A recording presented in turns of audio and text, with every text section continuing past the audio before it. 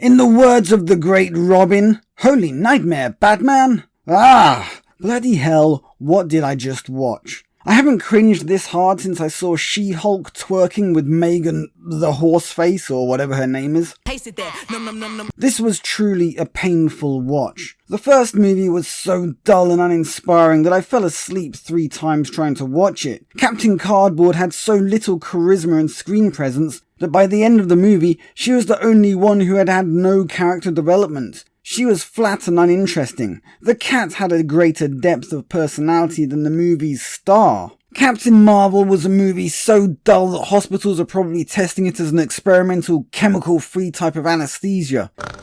Yes, it was a financial success, because everyone was tricked into thinking it had some relevance to Endgame, and so turned up expecting to see some important context that would build on the foundation of Infinity Wars. But instead they found themselves digging through a garbage pile of feminism, boring characters, and the forced introduction of a character that should have been pretty cool, but ended up being a symbol for everything wrong with the toxic nature of modern Disney Marvel, and Hollywood in general. Embarrassingly for the movie's star Brie Larson, her sequel was taken away from her after Hollywood realized that being extremely woke Am I saying that I hate white dudes? isn't a great selling point, and so they decided that what they really needed was their favorite chew toy: diversity. To this end, they came up with the concept of the Marvels. They already have feminist Barbie on board in the form of Brie Larson, so next up they needed a black woman, because diversity doesn't really include diversity of sex. Plus, they already have a race-swap Nick Fury, so they didn't need any more men.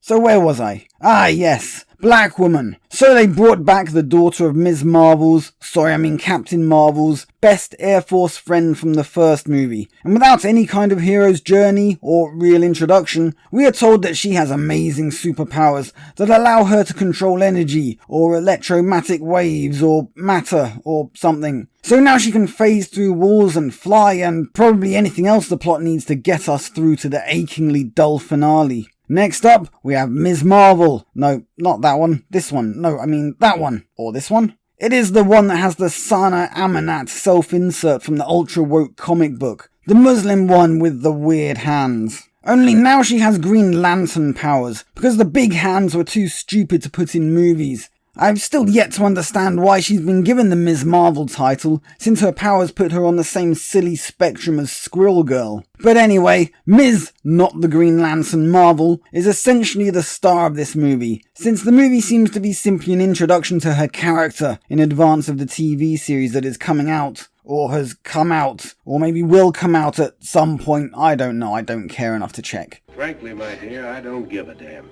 So she and her Pakistani family are wedged into what is a fairly straightforward story about the Kree from the first movie being all upset about their empire being destroyed and their homeworld becoming a lifeless husk bereft of light, water and atmosphere. So crazy bitch lady, who is now in charge of the Kree, makes a cunning plan to save their homeworld by destroying 3 other civilizations, stealing one's atmosphere, one's water, and the Earth star, and then seems to be somewhat disgruntled when the residents of those worlds are less than happy that the Kree's plan is so evil. What the hell are you doing?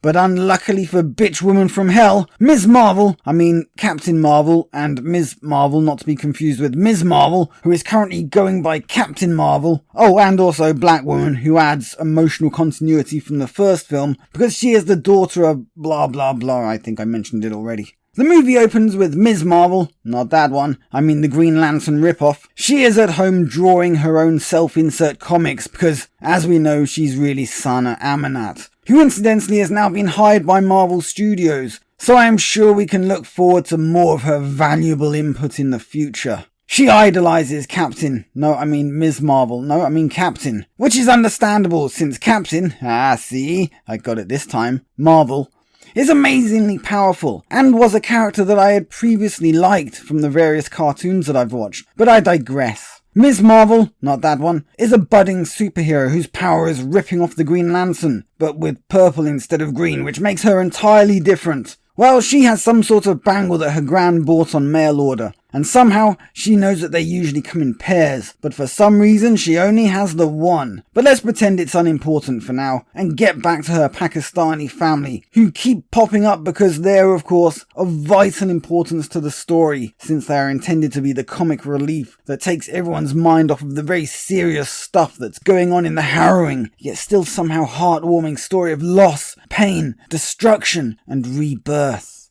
Nope, it's none of those things. Instead, it's a weird kind of high school story about a new girl who is in her first year and she has the luck to make friends with the big tough girl who is not very social and tends to keep to herself. Then one day, new girl wears a bangle that her gran gave her and then accidentally bumps into the meanest girl in school who is for reasons unknown wearing the same bangle. Mean girl has been going around stealing people's lunch money and taking people's drinks and, sons. She sees that the new girl is wearing the same bangle and so thinks it should be hers. So she begins bullying new girl, but tough girl defends new girl, forcing mean girl to leave. And then new girl and tough girl meet nice girl. And she is also quite tough, but only when she needs to be. The rest of the time, she's just a generally agreeable person. And they all have a pajama party and do girly stuff like talk about men and makeup and other female bonding things. Well, mean girl tries to bully nice girl because she's friends with new girl and tough girl. Nice girl fights back, but isn't strong enough to beat her on her own. But then new girl and tough girl appear and together they defeat mean girl. But during the melee, mean girl steals new girl's bangle and uses it to, rip a hole in the space-time continuum. But in doing so, destroys herself, leaving tough girl and nice girl to cover it up with a bit of foundation, or a nice doily, or something. Movie over. If I didn't know better, I would think that Jar Jar Abrams wrote this, because the bangle has mystery box written all over it. The fact that they never explain beyond some mumbled nonsense about where it comes from, how it does what it does, and why it exists in the first place is very telling as to the quality of the storytelling. In the same way that Black Girl has whatever powers required of her at the time, the bangle does whatever the script requires. And why 2 is better than 1 is anyone's guess. Oh, and I forgot to mention that Captain, also restarted the Kree homeworld Star, which for reasons unexplained beyond the Kree had some sort of civil war because their supreme AI was destroyed by Ms. Captain Marvel, had become dead.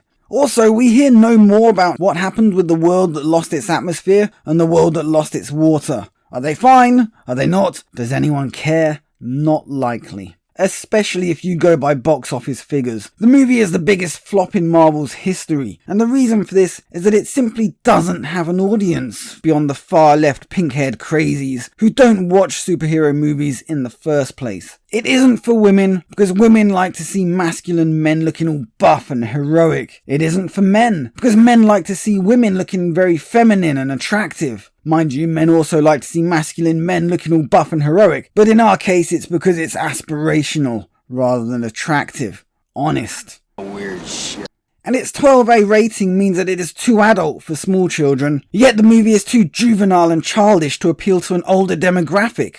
Comic book fans wouldn't touch this toxic sludge with a space elevator, because the comic books these characters are based on are all ultra-woke milkshake-era trash Marvel. Even the die-hard MCU fans now realise that the original movie was simply a bait and switch to introduce Marvel's new, strongest, most powerful ever feminist hero, to replace the juggernaut stalwart of the MCU that was Iron Man. But unlike Iron Man, they didn't give her a believable hero story that makes her both vulnerable and likeable, yet still heroic. They even had to cut a scene where she was very clearly the bad guy, girl. And normally I like bad girls. Not this one. For some reason, Marvel has chosen a path to self-destruction, and with every new movie, their goal edges closer. If Marvel opened a fast food restaurant and started serving shit sandwiches, they couldn't do a better job of putting off their fan base and driving away new customers. This has been Movie Suck, wondering just how long Disney can keep the lights on when they're losing this much money. Signing out, leave a like, share, subscribe, and I will catch you guys